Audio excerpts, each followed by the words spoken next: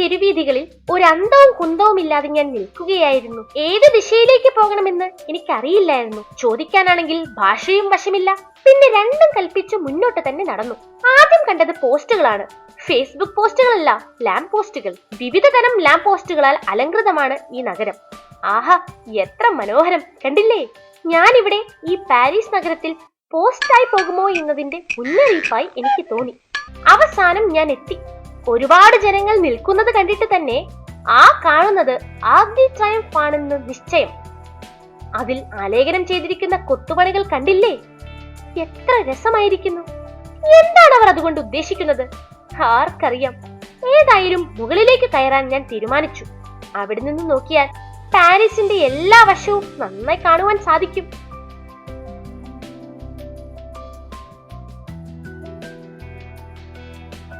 അവിടെയുള്ള ടെലിസ്കോപ്പിലൂടെ നോക്കിയാൽ Eiffel tower കാണാം.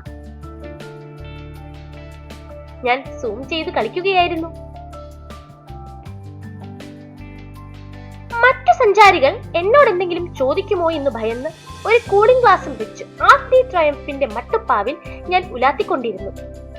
ഇവിടെ ചരിത്രമുള്ളിലേക്ക് ആവാഹിക്കുന്നത് പോലെ തോന്നി. ഒരു പട്ടാളക്കാരൻ കുതിരപ്പുറത്ത് വാളുമേന്തി നിൽക്കുന്നത് കാണാം. നമ്മുടെ വേലുത്തമ്പി ദളവയെ പോലെ. ഇയാളുടെ മുന്നിൽ നിന്ന് ഫോട്ടോ എടുത്താൽ ഇതാരാണെന്നുള്ള ചോദ്യത്തിന് ഉത്തരം പറയേണ്ടി വരും.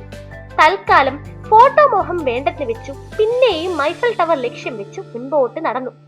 വഴി തെറ്റുമോ എന്തോ. നടന്ന് ഞാൻ ഐഫൽ ടവറിന്റെ മുൻപിലെത്തി. ഐഫലിന്റെ പല ആംഗിളിലുള്ള ഷോട്ടുകൾ എടുക്കാൻ ഞാൻ പ്രത്യേകം ശ്രദ്ധിച്ചു. വേറൊന്നും കൊണ്ടല്ല. നാട്ടിൽ പോയി പാരീസ് എന്ന് പറഞ്ഞാൽ ആകെ അറിയാവുന്നത് ഐഫൽ ടവർ ആണ്.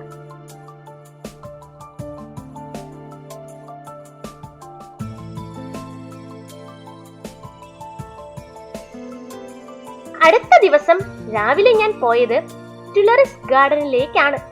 ഈ ഗാർഡൻ വഴി നടന്നു വേണം ലൂവർ മ്യൂസിയത്തിൽ എത്താനെന്ന് ചിലർ പറഞ്ഞു തന്നിരുന്നു. ഗാർഡൻ എന്നാണ് പേരെങ്കിലും നമ്മുടെ മുറ്റത്ത് കാണുന്ന ഗാർഡൻ പോലെയല്ല. നമ്മുടെ നാട്ടിൽ ഇത്തരം സാധനങ്ങളെ പാർക്ക് എന്നാണ് വിളിക്കുക. ചിലർ കപ്പൽ ഓടിച്ച് കളിക്കുന്നത് കണ്ടിരുന്നു. മത്സരമാണത്രയും മത്സരം. വേറൊരു പണിയുമില്ലാത്തവർക്ക് എൻജോയ് ചെയ്യാൻ പറ്റുന്ന ഒരുപാട് വിനോദങ്ങൾ പാരീസിലുണ്ടത്രേ.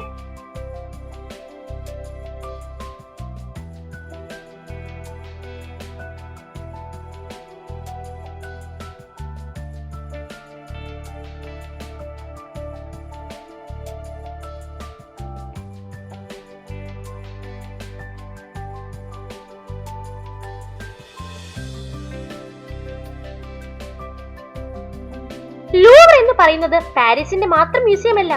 ഈജിപ്തിൽ നിന്ന് കൊണ്ടുവന്ന സാധനങ്ങൾ വരെ ഇവിടെയുണ്ട്. മമ്മികളെ കാണാൻ ഞാൻ ബേസ്മെന്റ് ലക്ഷ്യമാക്കി നടന്നു.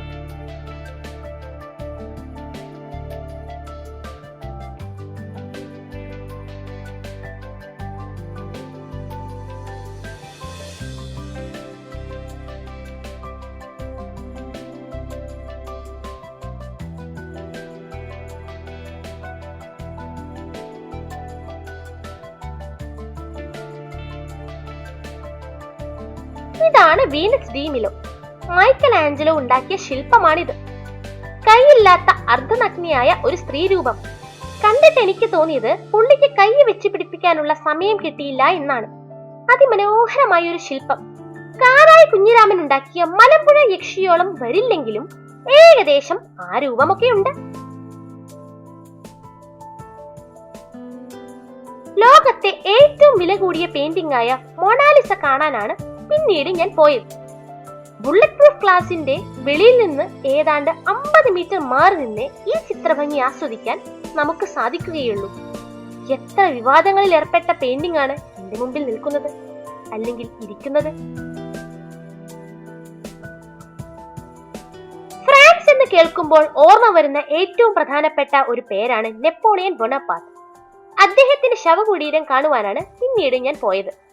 ഇത് പുള്ളിയല്ല, പുള്ളിയെ മാമോദിസ മുക്കിയ അച്ഛനോ മറ്റോ ആണ്.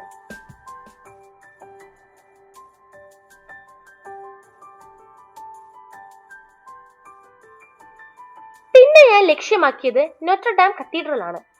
നോട്ടർഡാമിലെ കൂനൻ എന്ന പുസ്തകം ഞാൻ വായിച്ചിട്ടില്ലെങ്കിലും അതിന്റെ കാർട്ടൂൺ ഞാൻ കണ്ടിരുന്നു. അതിനാൽ കഥയുടെ ഒരു വികലമായ രൂപം എന്റെ മനസ്സിലുണ്ട്. നാട്ടിലുള്ള ക്രിസ്ത്യാനി സുഹൃത്തുക്കൾക്ക് കാണാനായി പള്ളിയുടെ അകത്തളം ഞാൻ എന്റെ ക്യാമറയിൽ ഒപ്പി. ഇത് കണ്ടതിന് ശേഷം പള്ളിമുക്ക് ഭാഗത്തുള്ള ഒരു അച്ഛന് ഇതേ രീതിയിൽ ഒരു പള്ളി പണിയണം എന്ന് പറഞ്ഞിട്ടുണ്ട്. പാരീസിന്റെ പൊക്കമുള്ള ഇടങ്ങളിൽ കയറി കഴിഞ്ഞാൽ എന്തുകൊണ്ടാണെന്നറിയില്ല ഐഫൽ ടവറിനെ സൂം ചെയ്ത് കളിക്കുക എന്നത് എന്റെ ഒരു വിനോദമായിരുന്നു. ഇതാണ് ഗാർഗോയിലുകൾ, നമ്മുടെ കുട്ടിച്ചാത്തിന്റെ കഴുകലിൽ ഉണ്ടായതുപോലെ.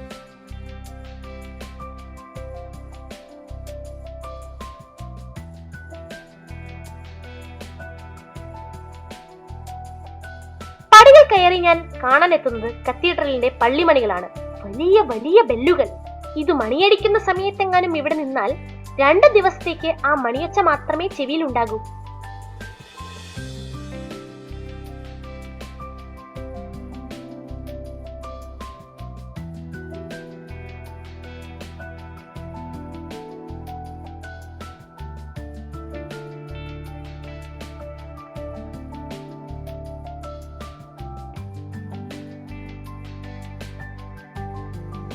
ഐഫലിന്റെ രാത്രിയുള്ള രൂപം കാണാൻ ഞാൻ അവിടെയിരുന്നു. നീല ബൾബ് മാലയൊക്കെ ഇട്ട് ഓണത്തിന്റെ ഇലുമിനേഷൻ പോലെ അവിടെ നിൽപ്പുണ്ടായിരുന്നു. ഈ അങ്ങോട്ടും ഇങ്ങോട്ടും വളച്ചു വെച്ചിരിക്കുന്ന സ്റ്റീൽ കാണാനാണല്ലോ പൈസ മുടക്കി പാരീസിൽ വരുന്നതെന്ന് ആലോചിക്കുമ്പോൾ എന്തെന്നില്ലാത്തൊരു ആനന്ദം.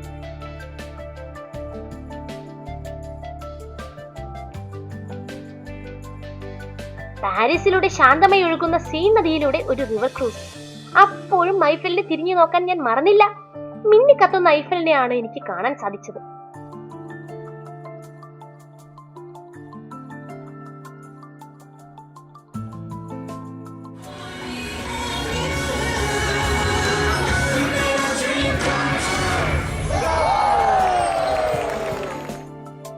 അടുത്ത ദിവസം ഞാൻ ഡിസ്നിലാൻഡിലേക്ക് പോയി. 1.5 മണിക്കൂർ ട്രെയിനിലിരുന്നാണ് പാരീസിൽ നിന്നും ഡിസ്നിലാൻഡിൽ എത്തിയത്. കുട്ടികൾക്ക് മാത്രമല്ല മുതിർന്നവർക്കും രസിക്കാൻ പറ്റുന്ന ഒരുപാട് കാഴ്ചകൾ ഉണ്ട് ഇവിടെ. യൂറോപ്പിലെ ഏക ഡിസ്നിലാൻഡ് ആണിത്. അതിനാൽ ഇത് യൂറോ ഡിസ്നി എന്നറിയപ്പെടുന്നു.